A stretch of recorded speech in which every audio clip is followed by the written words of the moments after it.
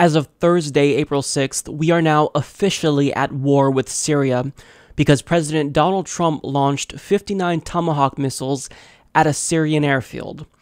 Now, I feel sick to my stomach saying this, but we are witnessing the start of a new U.S. foreign policy catastrophe.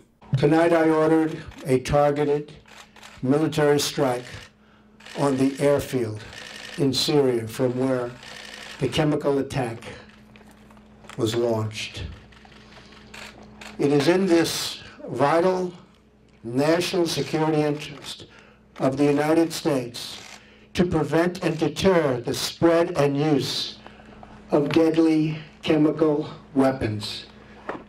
There can be no dispute that Syria used banned chemical weapons, violated its obligations under the Chemical Weapons Convention, and ignored the urging of the UN Security Council. Years of previous attempts at changing Assad's behavior have all failed, and failed very dramatically. As a result, the refugee crisis continues to deepen, and the region continues to destabilize, threatening the United States and its allies. Tonight I call on all civilized nations to join us in seeking to end the slaughter and bloodshed in Syria. Now, do we actually know that Assad did in fact use chemical weapons against his own civilians? We don't. We can't prove that at this point because in 2015, we found out that ISIS was potentially storing and using chemical weapons. So we can't say that Assad did in fact do this. However, the media and political establishment decided that even though we haven't conducted an investigation, this is the narrative that we're going with. This is what we are forcing people to believe. And if you don't agree with this narrative, you're a bad person. That's basically what's happening.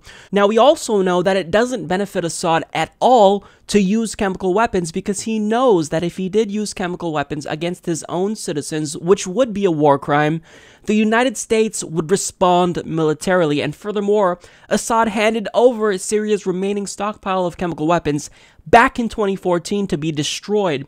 So if in 2014, Assad handed over his chemical weapons, and in 2015, we received reports that ISIS might be storing and using chemical weapons, and in 2016, we learned that ISIS lost a substantial amount of ground in Iraq and Syria, so in other words, he's winning the war, how can we say that it was Assad? That wouldn't make sense. I mean, the main point is that we don't know. The United States government can pretend as though they can prove beyond a shadow of a doubt that Assad used chemical weapons against his own citizens, but we don't know. That's a fact. We don't know. There's been no investigation at this point. But I mean, even if we can say, let's grant them that Assad did in fact use chemical weapons against his own citizens, does this mean we should go to war?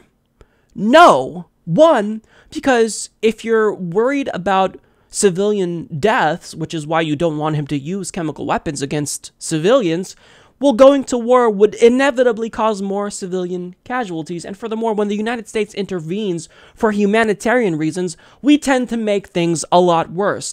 You know, because we kind of have a knack for that. We have fucked up how many countries now? Vietnam, Iraq. We just are incapable of learning our lesson. So if you honestly think that the United States will be a hero here, I'm sorry, but you're horribly mistaken. So one, we don't have evidence that Assad used chemical weapons. It doesn't make sense. It doesn't add up. And two, if he did use it, which we don't know yet, how are we going to improve the situation by bombing him and killing more civilians? Case in point, Donald Trump's airstrikes killed civilians. 5 people were killed and 7 were wounded in the missile strike. If you bomb an airbase, of course there's going to be civilian casualties. So here's what we did so far.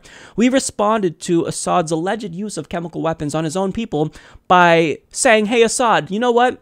Don't kill civilians, and then we bombed him and then killed more civilians. I'm sure that's definitely going to teach him not to kill civilians when we go in and kill civilians to punish him for killing civilians. It makes no sense. Left is right, up is down, the world is upside down right now because we are in Orwellian times. We are in Orwellian times where everyone, the media, the political establishment, they're using doublespeak, and they don't want us to know the truth, and they don't want to know the truth. They don't want an investigation because they've been trying to go to war with Syria for years now, and President Obama didn't want that to be the case. But now they are using this to start a new war and potentially escalate tensions between the United States and Russia as a result.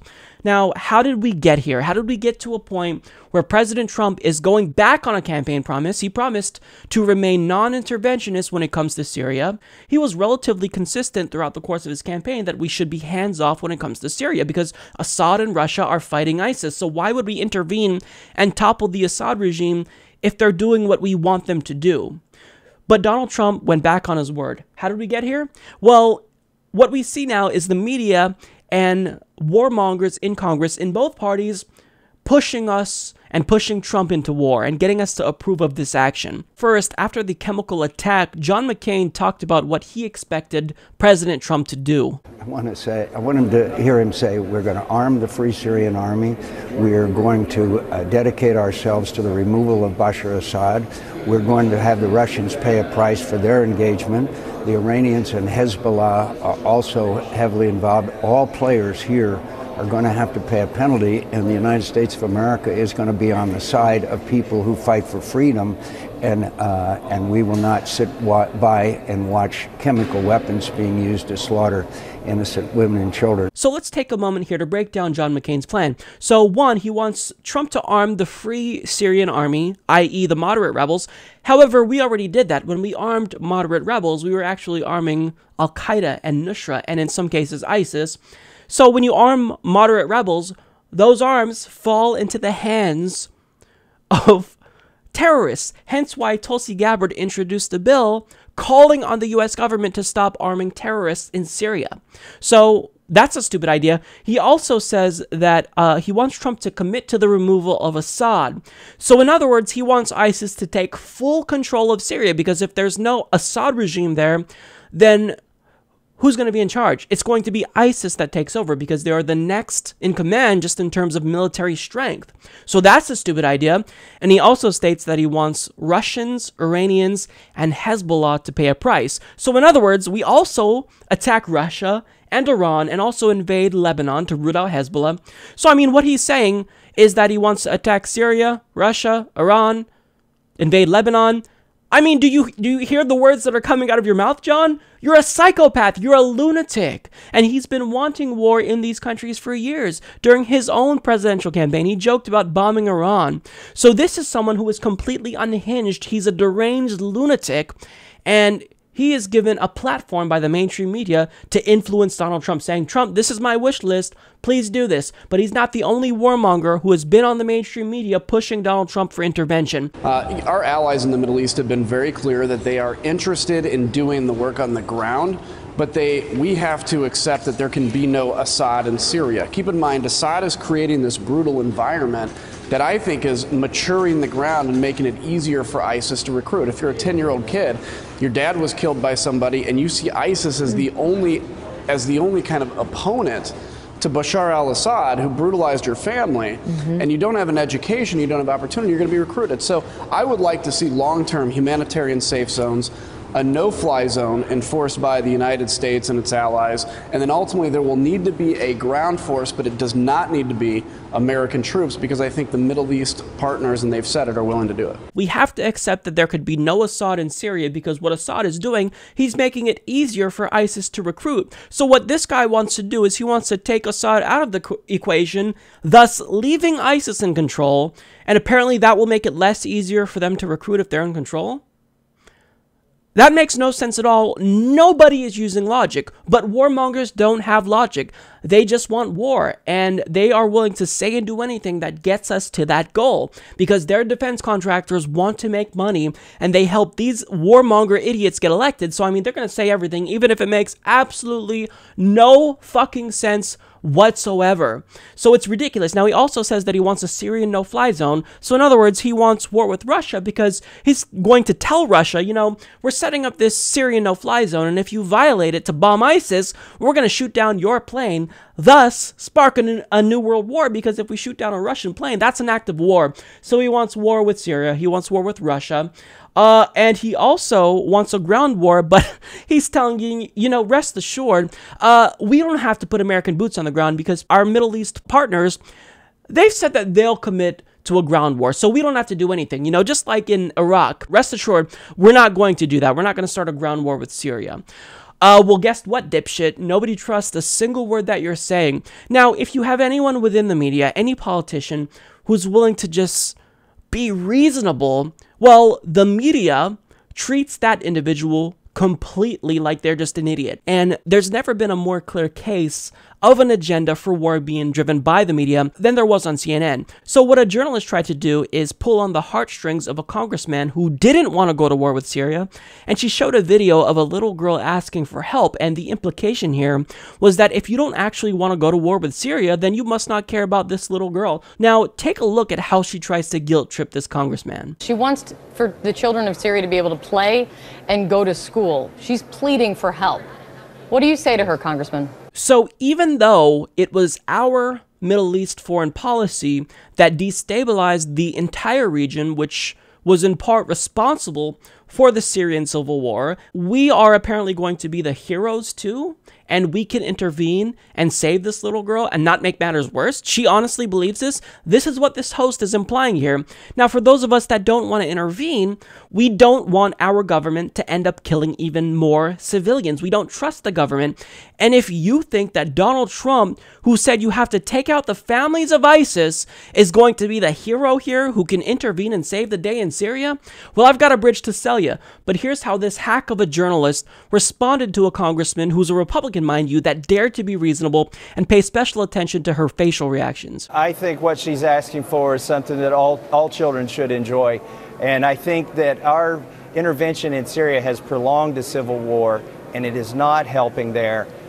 President Trump campaigned on a more restrained a more restrained foreign policy, and I hope that's what we see. And you know, we haven't created a better school environment for the children in Iraq, frankly, by destabilizing that country. And I don't think it serves the children of Syria or anybody in the United States to further destabilize Syria.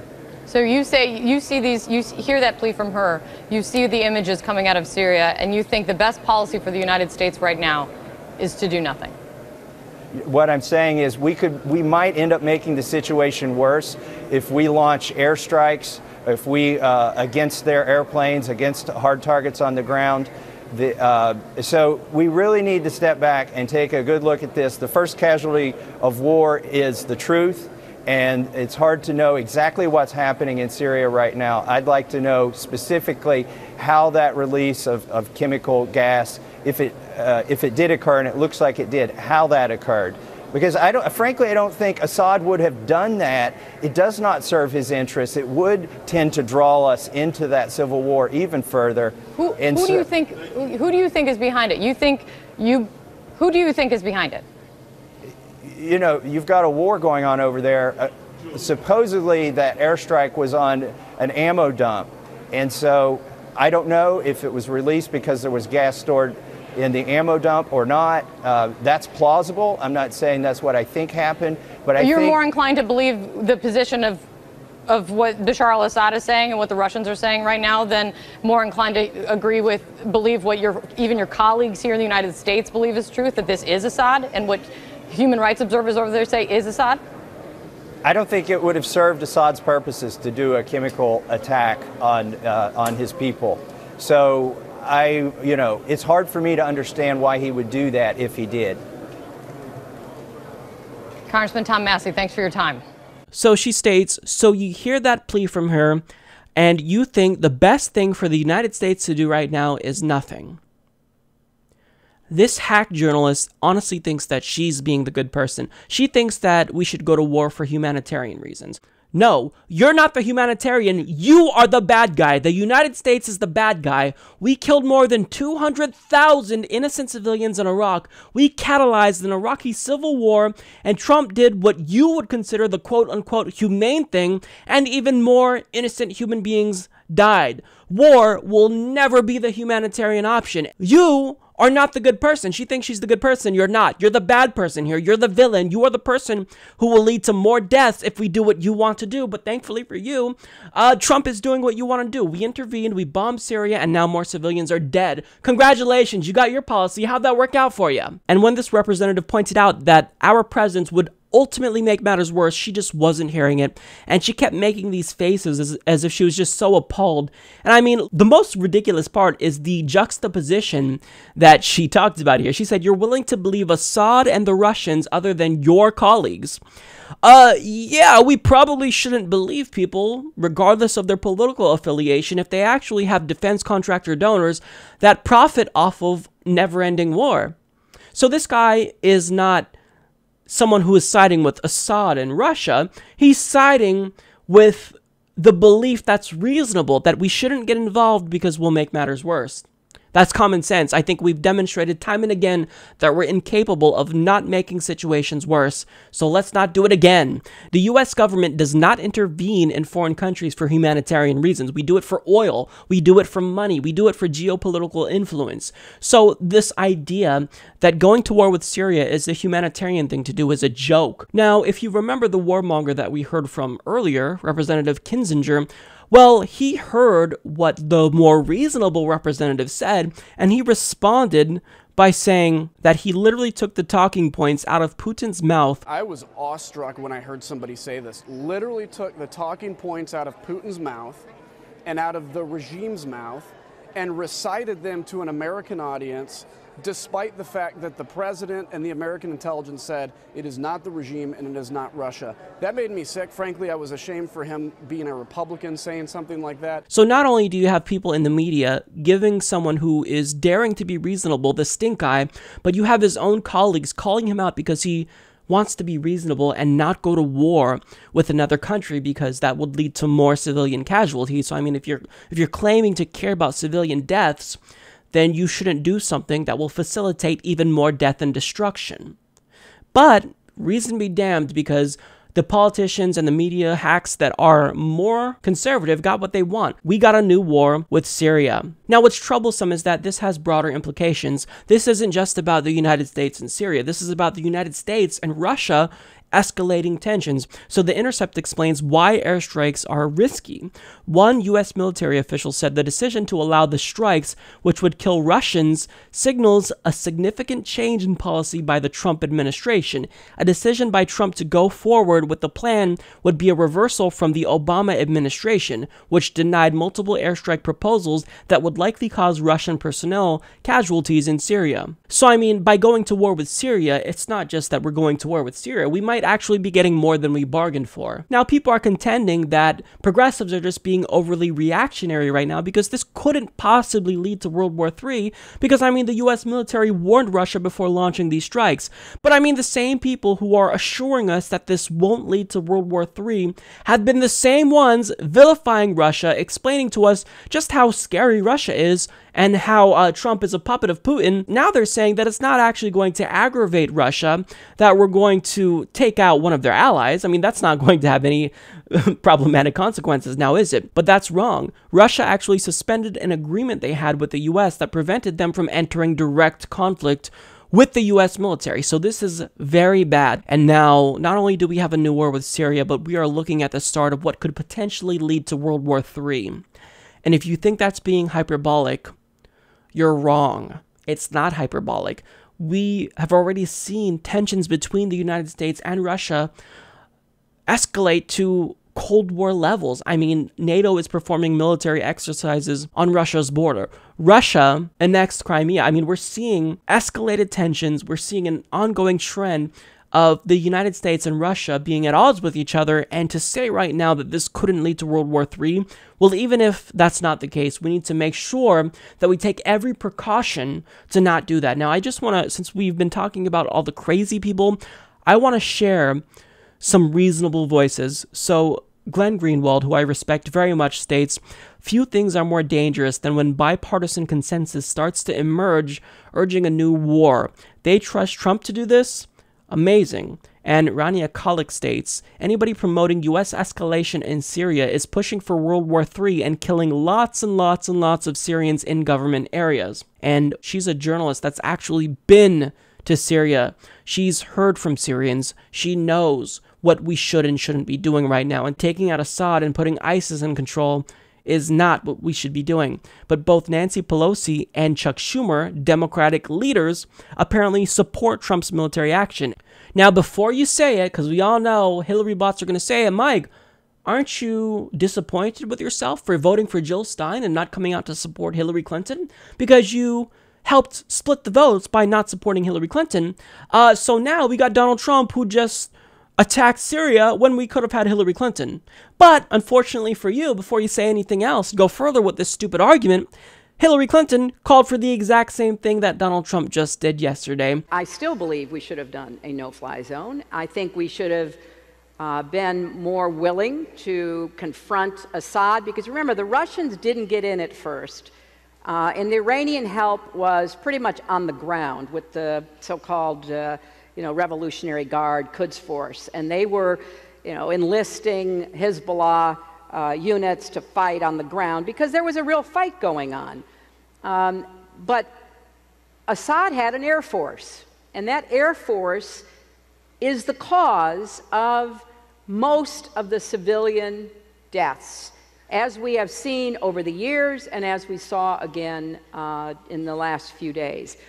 And I really believe that we should have and still should take out his airfields and prevent him from being able to use them to bomb innocent people and drop sarin gas on them. So regardless of who you voted for, you were bound to get a military intervention into Syria.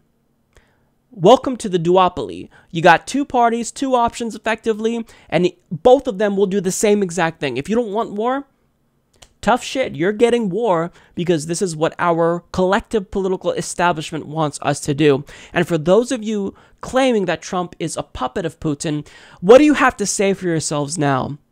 He just did something that Russia does not approve of. He just did something that would facilitate the overthrow of one of Russia's biggest allies in that region. So to kind of summarize the situation, we have a deranged, unhinged lunatic of a commander-in-chief who is now leading us into war with another country, and there is a chance, a very high chance, that this could potentially escalate tensions between the United States and Russia yet again, catalyze a new world war, and lead us down the path of death and destruction on a mass scale. So we don't know what's going to happen. This is only the beginning, but what we can anticipate is a lot more to come of things that are really bad, very damaging, very harmful. And I feel very uneasy right now.